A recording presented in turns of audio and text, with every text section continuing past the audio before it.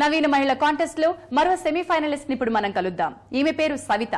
రైతు నేస్తంగా, యువ శాస్త్రవేత్తగా ఎన్నో అచీవ్మెంట్స్ సాధించిన సవిత చదివిన చదువును కేవలం పుస్తకాలకి, ఆఫీస్ వరకు మాత్రమే పరిమితం చేయకుండా నిజమైన రైతు నేస్తంగా, రైతు బాంధవిగా, పొలాల్లో ఉన్న రైతులకి సలహాల్ని, సూచనల్ని ఇస్తూ వారికి చేదోడు వాదోడుగా ఉంటుంది. అందుకే నవీన మహిళ కాంటెస్ట్ లో సెమీఫైనల్ కి చేరుకుంది.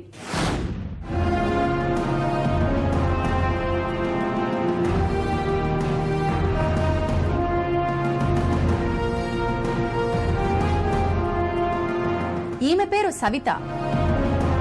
మహబూబ్ నగర్ జిల్లాకు చెందిన సవిత అగ్రికల్చర్ లో ఎంఎస్సీ చదివింది. ఉద్యోగరీత్యా వ్యవసాయాధికారిగా బాధ్యతలు నిర్వహించింది. సేంద్రియ వ్యవసాయ విధానాలపై పీహెచ్డీ చేసే క్రమంలో రైతులను స్వయంగా కలిసి ప్రాక్టికల్ అంశాలపై అధ్యయనం చేసింది. ఆ తర్వాత ఎన్జీ రంగా యూనివర్సిటీలో శాస్త్రవేత్తగా ఉద్యోగం వచ్చింది.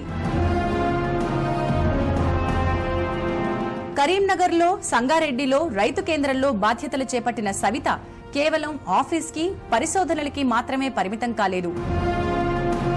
రైతులకి అవగాహన కల్పించేందుకు నేరుగా పొలాల వద్దకే వెళ్లేది. ఎక్కువ రోజులు వారంలో క్షేత్రస్థాయిలోనే ఉండేది. రైతులతో కలిసి దుక్కి దున్నకుండా మొక్కజొన్న విత్తడం, నేరుగా వరి విత్తడం వంటి ప్రయోగాలు చేసి సత్ఫలితాలు సాధించింది.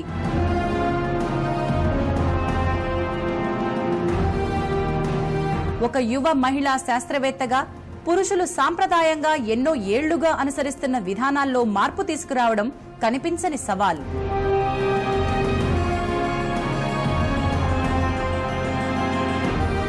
ఆ సవాలుకు జవాబుగా నిలిచిన సవిత నవీన మహిళ కాంటెస్ట్ లో సెమీఫైనల్ కి చేరింది.